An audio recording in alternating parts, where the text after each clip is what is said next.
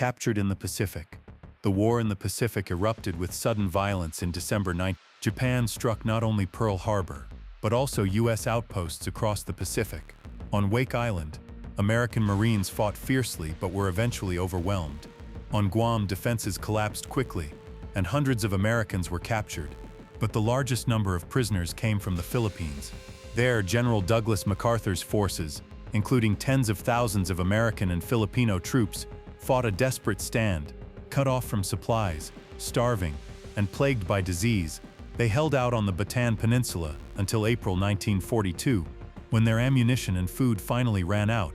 More than 70,000 soldiers, about 10,000 Americans and 60,000 Filipinos surrendered. For the Americans, surrender carried a heavy stigma. In U.S. military culture, it was rare and humiliating. But for the Japanese, who saw surrender as a shameful betrayal of honor, it was unforgivable.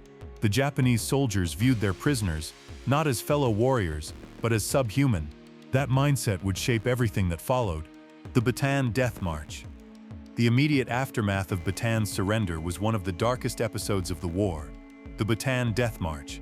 The Japanese forced tens of thousands of prisoners to march more than 60 miles in scorching tropical heat, with almost no food or water. Men staggered under the blazing sun, weakened by weeks of hunger and malaria. Guards beat stragglers, bayoneted the sick, and executed anyone who faltered. Prisoners who tried to drink from roadside ditches were shot. Trucks ran over those who collapsed. Survivors later described the march as an endless nightmare of dust, thirst, and death. Of the 70,000 who began the march, thousands never reached the camps. Estimates vary, but between 7,000 and 10,000 perished along the way. For the Americans, it was a brutal initiation into captivity. For the Filipinos, it was even worse. As the Japanese singled them out for particularly harsh treatment, those who did survive were herded into overcrowded prison camps, already broken physically and mentally.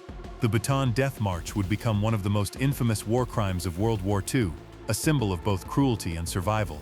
For the American POWs in Japan's hands, it was only the beginning of years of hardship to come. Arrival in Japanese camps. After the Death March, survivors expected some measure of relief once they reached a camp. Instead, they entered a world of overcrowding, filth, and disease. At places like Camp O'Donnell and Cabanatuan in the Philippines, thousands of prisoners were crammed into spaces never meant for so many men. Food was little more than a thin rice gruel, barely enough to keep them alive. Meat and vegetables were rare luxuries. Dysentery, malaria, and beriberi spread quickly, claiming lives every day. Medicine was almost non-existent. Prisoners fashioned makeshift hospitals, but without proper supplies, many simply wasted away. Japanese guards enforced strict discipline with violence. A missed salute, a dropped tool, or even looking the wrong way could trigger a beating. The cultural clash was stark. The Japanese saw surrender as disgrace, and so they justified cruelty. For the Americans, who had been raised on the idea that captured soldiers would be treated according to international law, the reality was shocking. Despite this, bonds of solidarity formed. Prisoners shared rations, helped the sick, and found ways to maintain morale. Secret religious services, whispered jokes, or smuggled notes from Filipino civilians reminded them that they were not forgotten. Forced labor across Asia. The Japanese military saw POWs as a workforce, not as soldiers entitled to rights. Soon, thousands of Americans were shipped across Asia to fill labor shortages. They were packed into hell ships, cargo holds with no air, food, or sanitation, and sent to camps in Japan, Korea, Taiwan, and Manchuria.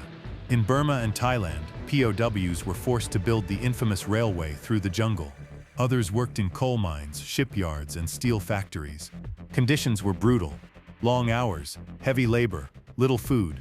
Guards struck prisoners who slowed down, while malnutrition and disease claimed countless more. Some camps were near industrial cities, where Americans labored under the shadow of bombing raids.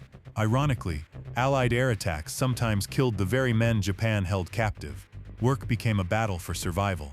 Prisoners stole scraps, bartered with local civilians, or learned to endure with sheer willpower. For many, hope lay in the belief that one day the Allies would return. Every sunrise was another day closer to freedom, or death. Discipline and punishment. Life as an American POW in Japan was defined by fear. Guards enforced discipline with sudden brutal punishments. A missed bow, a whispered word, or even standing too slowly could result in slaps, kicks, or worse. Beatings were routine, carried out with fists, rifle butts, or bamboo canes. The Japanese military code viewed prisoners not as defeated soldiers, but as men without honor. To them, surrender was a disgrace, so profound that it stripped captives of humanity. This belief justified cruelty in their eyes. For Americans raised with the expectation of treatment under the Geneva Convention, the reality was unthinkable. Executions also occurred. Attempts at escape, or even suspicion of plotting, could mean death. Some guards used prisoners as examples, staging public beatings or killings to terrify the rest. The psychological toll was enormous. Prisoners lived knowing that any day could bring random violence. Yet despite the constant threat, many POWs resisted in subtle ways. They sabotaged tools, worked slowly, or passed secret information. Defiance often came in whispers, but it kept alive a sense of dignity, surviving day to day. For American POWs, survival wasn't just about enduring punishment. It was about finding ways to cling to life and sanity. Food was always scarce, so prisoners created elaborate systems to share or trade rations. A single potato could mean the difference between life and death. Camaraderie became essential.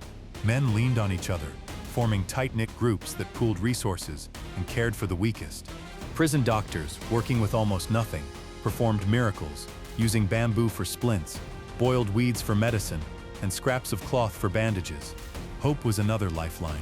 Some POWs carved chess pieces, wrote secret diaries, or sketched drawings. Others whispered news picked up from guards or smuggled radios, clinging to rumors of Allied victories.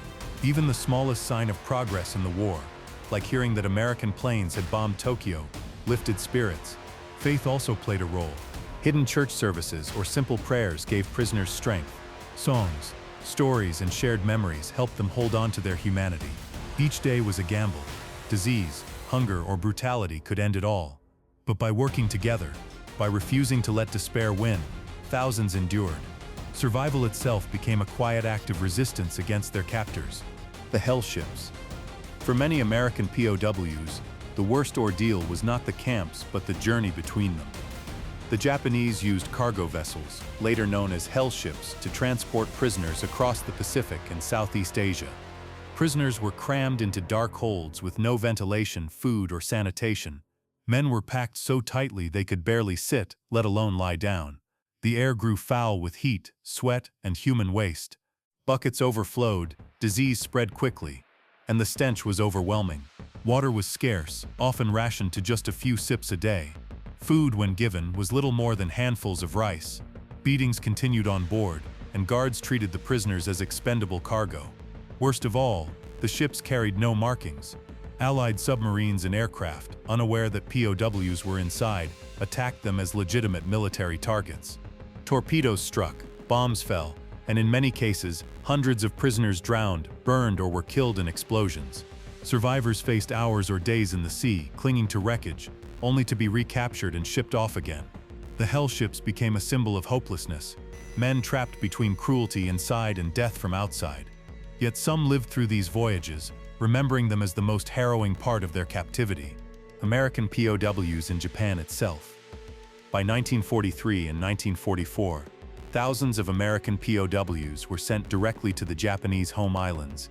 There, they worked in coal mines, steel mills, and munitions factories. Ironically, many labored in the very industries that fueled Japan's war effort. Camps near Tokyo, Osaka, and other cities exposed them to a new terror: Allied bombing raids.